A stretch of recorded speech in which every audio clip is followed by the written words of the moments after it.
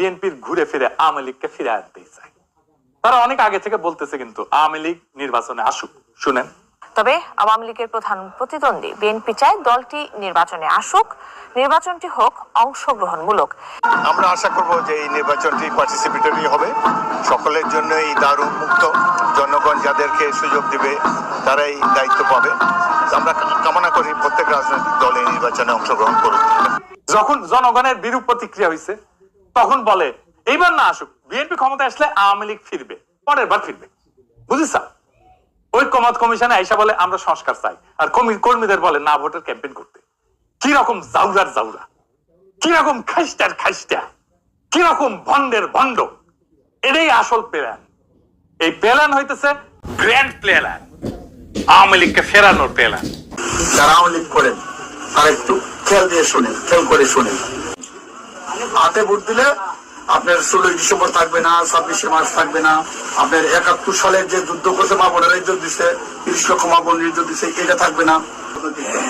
আমরা বিএনপি চাচ্ছি সকল দল মিলে একটা দেশে নির্বাচন হোক, সকল এবার না হোক, সামনে যেন সকল দল একটা নির্বাচন অংশগ্রহণ, 5 বছর পরে যেন সকল দল নির্বাচন অংশগ্রহণ করতে পারে।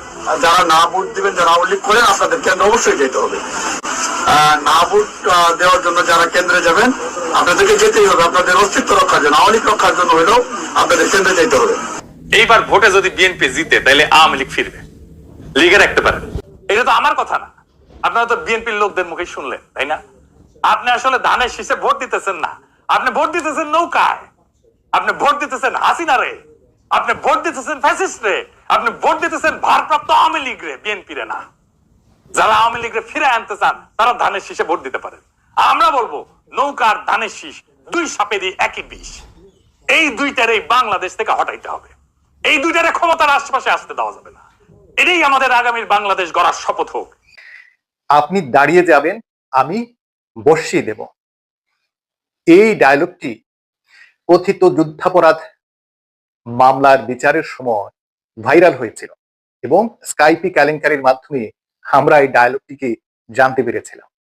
বিএনপি যেন এই সময়ে জুলাই সনদ এবং হ্যাঁ না ভোট নিয়ে ঠিক একই কাজ করছে।